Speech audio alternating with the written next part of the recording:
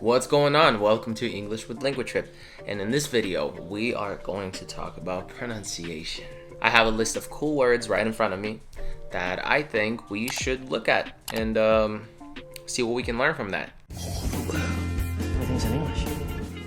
All you need to know. Alright, how did you learn to speak English? And the first one is brewery. It's a very uncomfortable word. Brewery. Yeah, you just kind of round your lips and stay there. Brewery. Brewery. Brewery. This is where they make beer. Goddamn brewery! Word number 2. Take a look at it. I would like to invite you to guess what this word sounds like. The word is choir. Choir. Choir. This is a group of people singing together. Choir, right? Choir. So this is a weird exception right here. You know, English is not a phonetic language to begin with, but some things are still super wild, even knowing that. Choir. That's pretty crazy. I like that. Choir? This one is pretty cool. So this one is comfortable, right? But many people just say comfortable. Comfortable. It's like the R and the T are very close together, almost like blending in to the same letter, sort of. Comfortable. Comfortable. I'm not comfortable. Comfortable. I'm trying so hard to say it slowly, but I just can't. Comfortable. Comfortable. Comfortable. Comfortable. Comfortable. Comfortable. Comfortable. They literally just blend in. So instead of maybe trying to understand it, why don't you just, take it as is and say it how people say it, which is comfortable. And comfortable. Great job. This next word I hardly ever use, and it's mischievous. Mischievous. It's an adjective that means, basically doing something that will get you in trouble. Basically, that's what it, behaving in the way that will cause trouble. Mischievous. There's nothing really here to discuss. It's pretty, obvious in terms of the spelling and the pronunciation. It's, I feel like it's aligned. This one gets people into heated arguments. Now, which team are you? Do you think this word should be said with T, like often?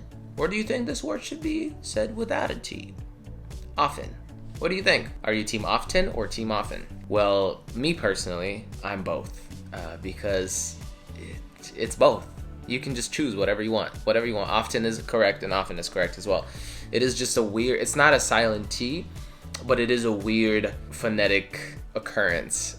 Somebody came up with that and we just kind of run with it, which is very strange. You can use either one. It doesn't matter. It's up to you. You have the freedom to choose. Not often. I mentioned the silent T. Well, silent T's happen, like internet instead of internet, interview instead of interview. But there's more.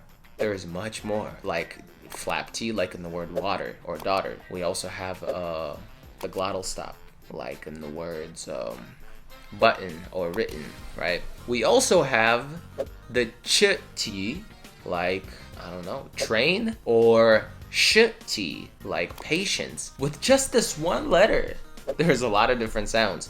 And it could get confusing, it could get overwhelming, but I did all the work so that you don't have to. And if you want to learn more and if you want to get better at pronunciation, or maybe you want to sound just like this, right? Sign up for my brand new launch of my very popular, actually, course about English pronunciation and accent reduction. This is where we do the detail work, the technical detail work, where we figure out where to place our tongue, what to do with our mouth and lips, and what touches what. It's very detail oriented because, for one simple reason. If you know the details of how to make a sound, there is a very low chance of you getting it wrong. That's just how it is. So I'm gonna leave the link down below. Sign up, and I hope to see you there. Now we're moving on to this fun word. The word is phenomenon. Phenomenon. This word is also pretty straightforward in terms of the spelling and the phonetics of it. However, this word is a little trippy because of the rhythmic part of it. The rhythm of the word. Phenomenon. It throws people off a little bit. So just be calm, stay cool, and just read it how it's written. Phenomenon. Electronic voice phenomenon. Now this next one is pretty crazy, I'm not gonna lie. This one is insane. Look at it.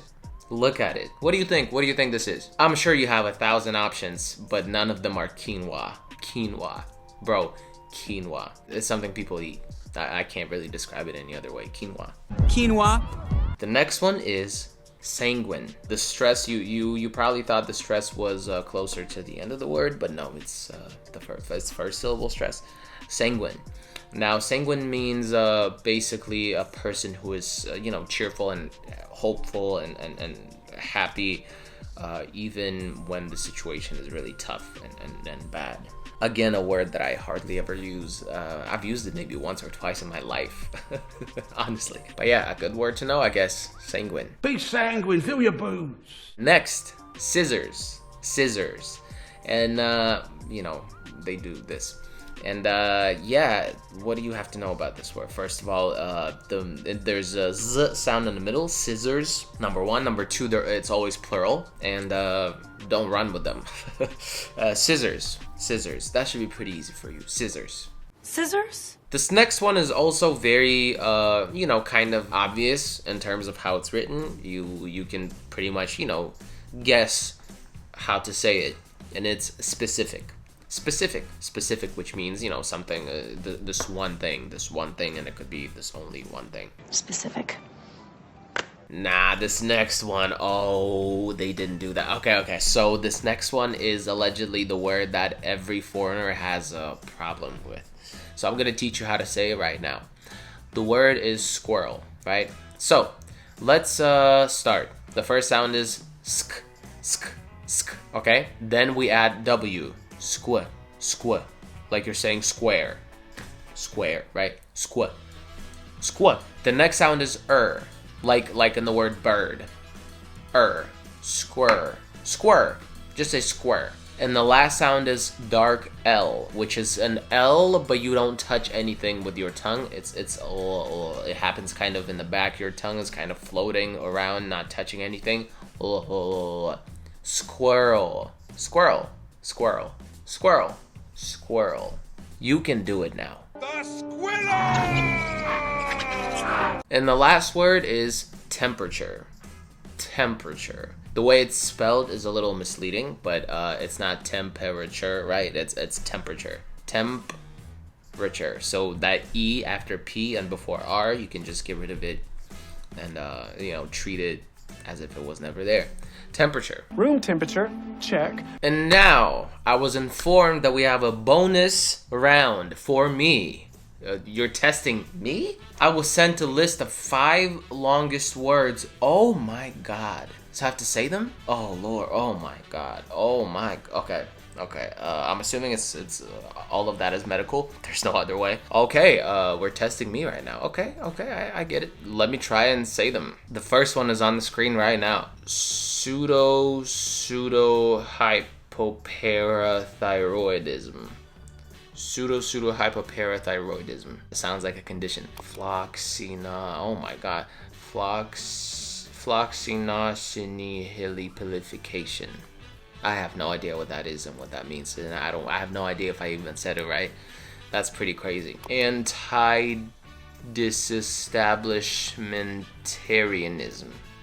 Oh, that's pretty easy. Anti-disestablishmentarianism. Okay, I have no idea what that means either. Honorific abilitydonematypus. Sounds like a condition too. And the last one is thyroparathyroidectomized. Some kind of adjective. Thyroparathyroidectomized. Even when you encounter words like these that you don't know, really, there are still simple rules in place of, phonetics and how you treat certain sounds and certain sound combinations.